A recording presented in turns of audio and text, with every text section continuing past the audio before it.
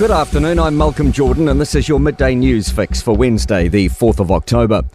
A coroner will consider whether an emergency exit door was functioning on the day of the March 15 terror attacks in Christchurch.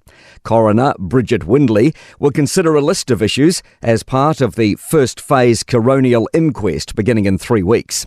Georgia O'Connor-Harding reports. 51 people died in the attacks at two mosques in Riccarton and Linwood. The new issue specifically relates to people's ability to leave the Al Noor Mosque's main prayer room during the attacks. 9 other aspects reviewed will include emergency service response times, triage and medical processes, and whether the attacker had help.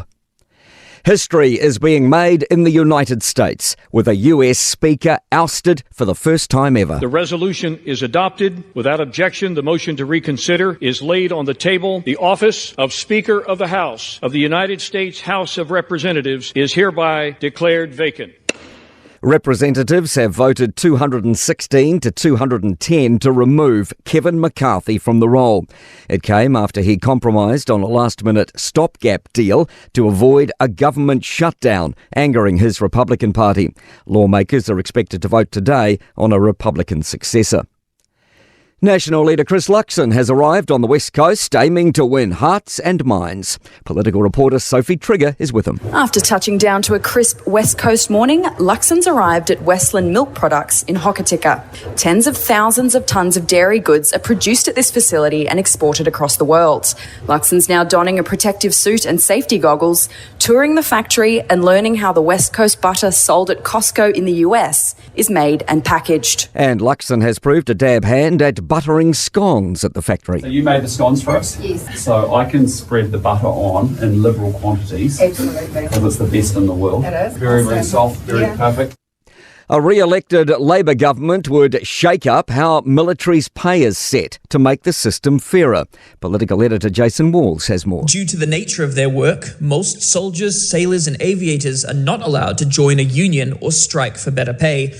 Labour says that's led to inconsistent pay increases over the years, and it's promising to put the Remuneration Authority in charge of setting defence personnel's pay to ensure consistency going forward. Defence spokesman Andrew Little says the move will mean defence staff can have the assurance that their pay is comparable to similar roles in the public and private sector. Labour's also promised to review the Defence Act from 1990. Dual international rugby star Roger Tuivasa-Sheck has pleaded guilty to drink driving. The rugby league superstar blew 453 micrograms of alcohol per litre of breath on September 10. In Italy, at least 20 people have died near Venice after a city bus carrying tourists crashed off an overpass and caught fire. To sport, wood-chopping great Jason Wynyard has died from cancer aged 49.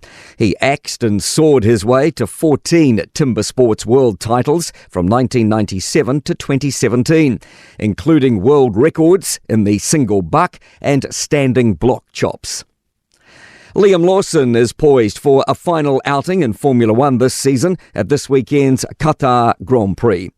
And the winner of the last 2 New Zealand Trotting Cups at Addington won't be on the start line next month to bid for a 3rd consecutive title. Copy that, has a knee injury.